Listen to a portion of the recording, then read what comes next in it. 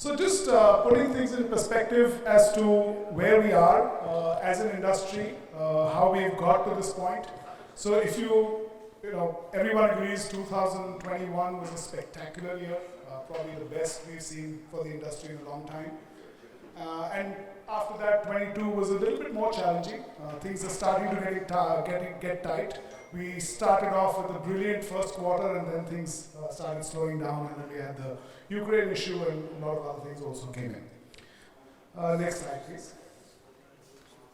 So just a few issues which we are all dealing with. Russian sanctions. David probably might speak a little bit more about that. Midstream demand issues, inflation, recession, lab grown. We just had a panel about that. Next, please. So, want to spend a minute actually on why or how did we get here? What really has happened that we had such a great run? Because if we understand that better, we probably are able to react to what comes up a little bit better. So if you go with the blue line first, which is the gross consumption of goods. So in any economy, you have a consumption of goods, so physical goods like diamonds, cars, jewelry, of course, then your clothes, all of that. So you have the blue line, which is the consumption of goods in billion in the US. And you have the red or orange line, as it currently is visible, which is what is the share of goods consumption in the US. So if you notice the orange line first, we had the crisis, which is 2020. You see a sudden jump in the share of goods to the total consumption, right? So historically, it was around 31%. It jumped up. Then you had all the money coming into the US, a lot of money, helicopter money as I like to call it, about 5.8 billion of it, which was pumped in 2020 and 2021.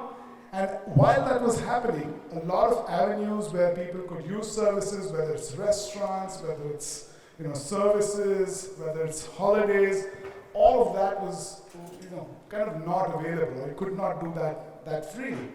So what you saw is the share of goods consumption really shot up from about 31%, that's the 31% there, to peaking at about 35% or thereabouts by the middle of 2021.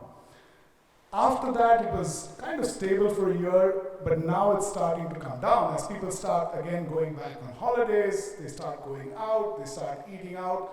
You can see that consumption has started, or that ratio has started to come down.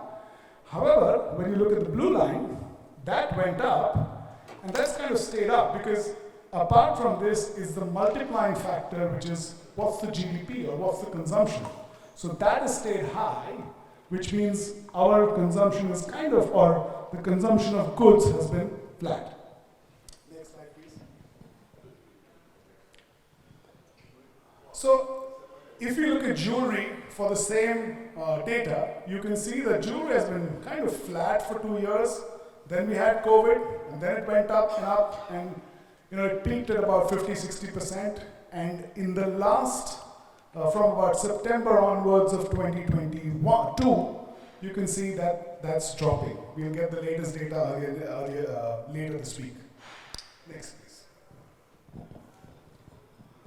So, given those two, I think it's going to be a little bit more tighter for the industry as a whole as we get into the rest of 23, because we have a lot of tailwinds as we go into this system.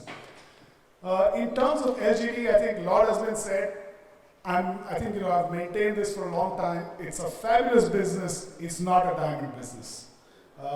It's like any other business. You've got to manage the prices. You've got to manage the volatility. However, if you're treating it like a diamond business, and those who are doing it will fail. Next, please. A lot of has been said about the sanctions. I will not get too much into it, but we've been there before. The issue with sanctions is the moment you start keeping stock separately, it becomes an issue of cost, apart from, of course, the fact that the only people who seem to have made money out of it are the guys who busted the sanctions. But it's a question of is the consumer willing to pay that 10-20%? And people talked about how consumers are asking for demand, the source. Are they willing to pay that extra 10% or 20% on that jewelry? That's the question which needs to be asked. I think we're done. Yeah. And last, what do I think or how are we going to end up in 2023?